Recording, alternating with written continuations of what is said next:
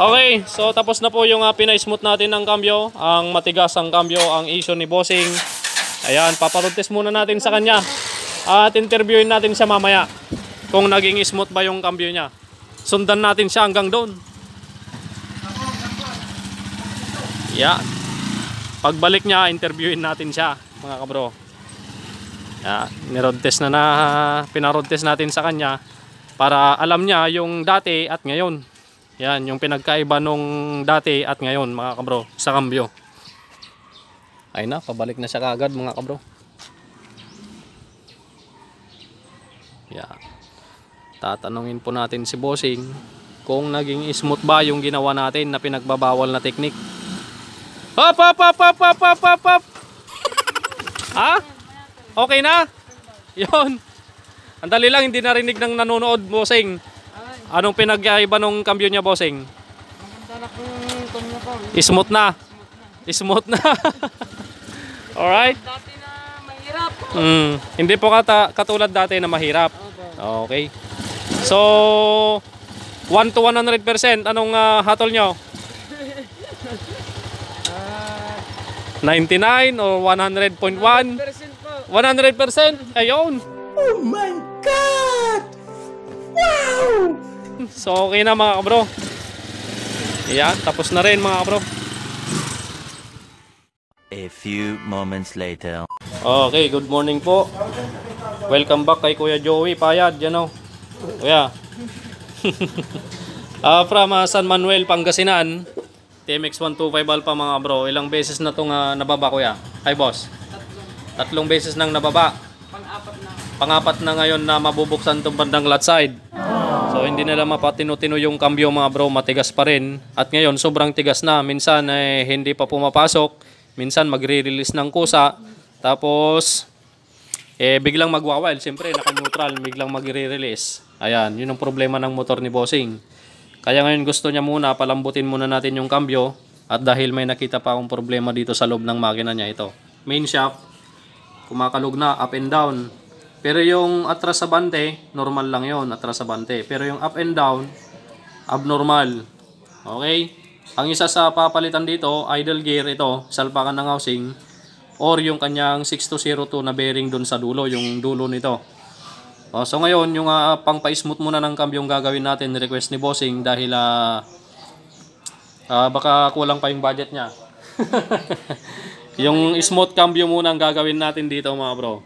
Nabaklas na natin yung stopper cam. Napalitan na daw nila yung stopper cam nito. Ito yung stopper cam niya. Sira. Yan. Nabusalsal na. Hindi na siya bilog at hindi na umiikot. Kaya mahirap i-cambio. Yan, matigas na rin. Kaya ngayon, ayusin natin to. Siguro re-repair lang natin to. Papalitan natin to dahil may naitabi tayong roller ng stopper cam. Okay, so papalitan na rin natin yung rebate niya. At sana hindi natin madisgrasya to kasi madalas pag nagpapalit ng roller, ito, minsan napuputol tong dulo nito, yung mismong pinagpapasukan ng pin. Ito, tong rebate na to.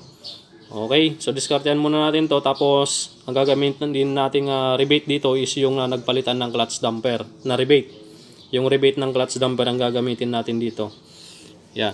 Tapos, palalambutin natin yung cambio. Yan, ituturo ko na sa inyo kung paano natin pinapalambot yung cambio nito. Yan, yung marami na kasing nagtatanong kung paano ko ba pinapalambot yung cambio ng mga TMX 125 Alpha. Kaya ngayon, ituturo ko na sa inyo dahil marami na tayong nagawa, na testing na natin, proven and tested na natin yung pang pa-smooth ng cambio nang walang pinapalitan. Oh my God! Wow! Okay, walang gastos. May imo-modified lang tayo dyan para maging smooth yung cambio ng TMX 125 Alpha. Alright, pakita ko sa inyo mamaya kung paano ang gagawin natin dyan.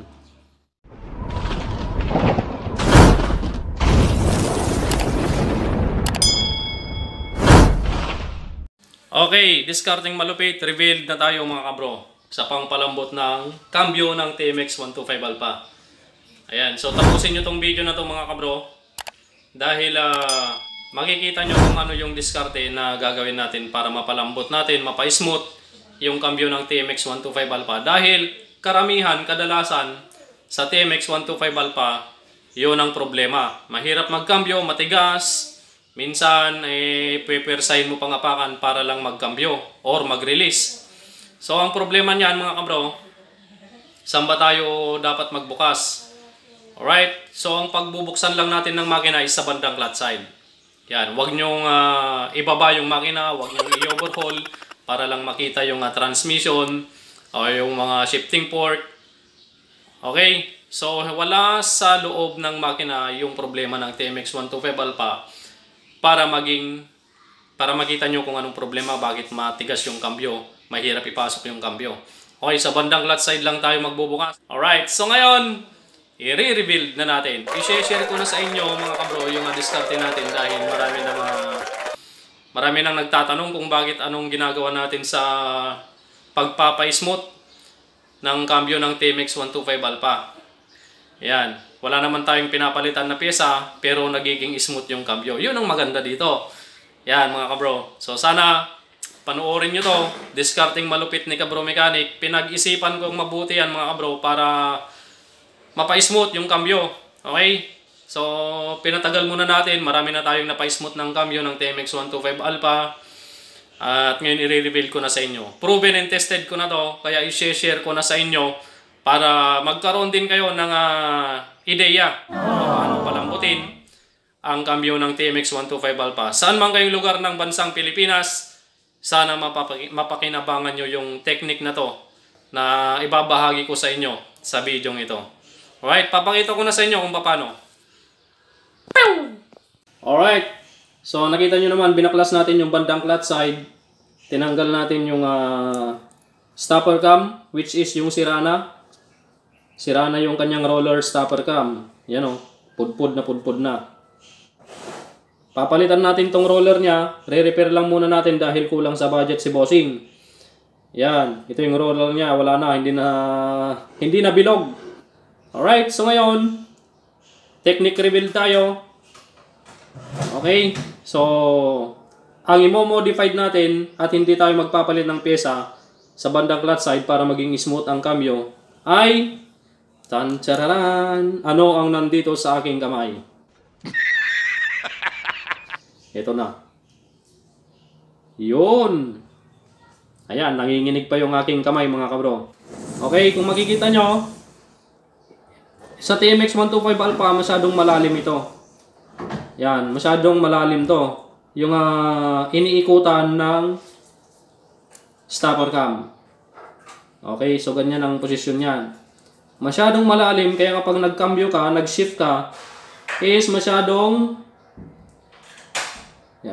mataas yung nilalakbay ng roller stopper cam. Mataas masyado. Okay? Hindi kagaya ng mga Skygo, Euro, na mababaw lang ito. Mababaw lang tong kanal nitong ganito niya. Ito, sa TMX125 Alpha, masyadong malalim. Kaya medyo matigas, mahirap ipasok ang kambyo. Kaya ngayon, yung stopper cam, kapag nagkambyo ka, masyadong mataas yung lalakbayin niya, tapos biglang pipitik, bababa. So ngayon, ang gagawin natin dito para maging smooth yung kambyo nyo, para mababa lang yung lalakbayin ng roller cam natin, stopper cam, dali lang, malikot yung camera natin, is, yan. Okay, para maging smooth, yan. Ang babawasan natin dito, i-modified natin tong gear shift cam. Yan. Makikita nyo tong dulo, tong pinakamataas na yan, yung patulis. Yan, para makita nyo. Tatanggalin natin yung patulis na yan. Okay. I-grinder natin yung patulis na yan para yung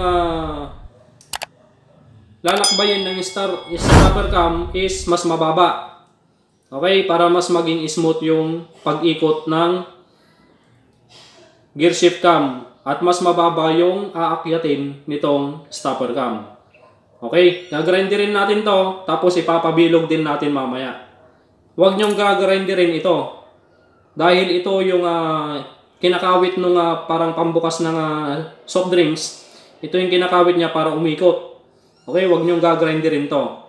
Ang gagrinderin nyo lang itong dulo nito, yung patulis na yan. Okay, papakita ko sa inyo mamaya. Ipitin natin ng vice grip dahil kapag grinder natin to iinit para hindi kayo mapasok. Yan, kagaya niyan. Yun. Okay, ready to kung na to. I-grinder na natin para makita nyo mga kabro.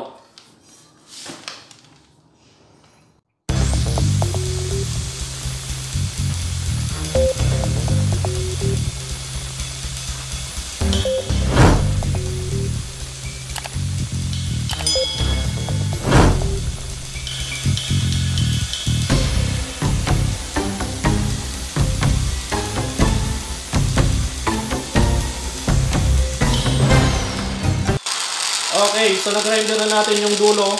Ayan o. Yan, makikita nyo naman. Naging flat na yung dulo. Imbes na may patulis, tinanggal natin yung patulis. Kaya ngayon, ipapabilog pa natin to. Di ba may kanto yan? Siyempre pinantay natin, tinanggal natin yung tulis. Tatanggalin natin yung kanto sa gilid-gilid. Bali, ipapakurve natin siya. Parang rainbow. Ganon ang shape niyan. Okay? Yan, ganun lamang, lahat ng patulis niyan, babawasan nyo tapos ipapakurve nyo. Para smooth yung pag-ikot ng roller cam, ng stopper cam. Yan, pakinisin pa natin to. Gilid-gilid, kanto to kanto, tanggalin natin yung kanto. Yan.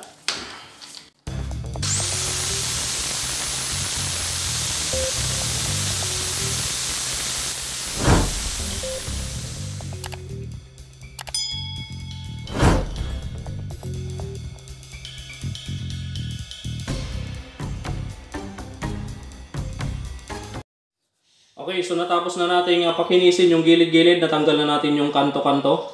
Ayan, makikita nyo dito sa likod. Ayan, tanggalin natin sa stick.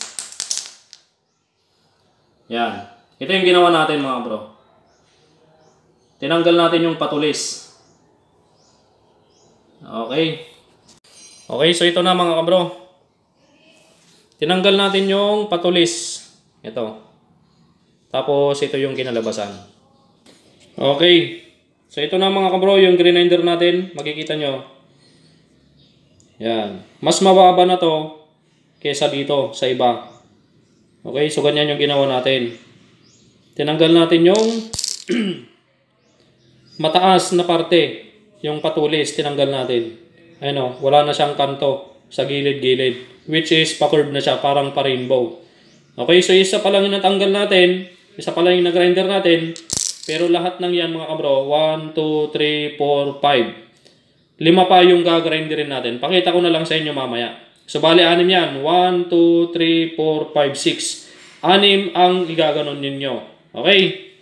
Para masundan nyo mga kabro. 6. Isa pa lang yung na-grinder natin pero lahat yan gagrinderin natin. Yan. Pakita ko na lang sa inyo mamaya mga bro pag natapos na natin grinderin yan. Okay, so tapos na natin grinderin mga kabro. Ang ginamit pala natin bala ng grinder ay yung liha lang. Yan, liha ang ginamit natin bala ng grinder. So ito na yung kinalabasan ng grinder natin. Yan. Tapos na. So lahat tinanggal natin yung tulis. Babalik na rin natin para makita nyo. Ganyan yung itsura niyan pagkatapos.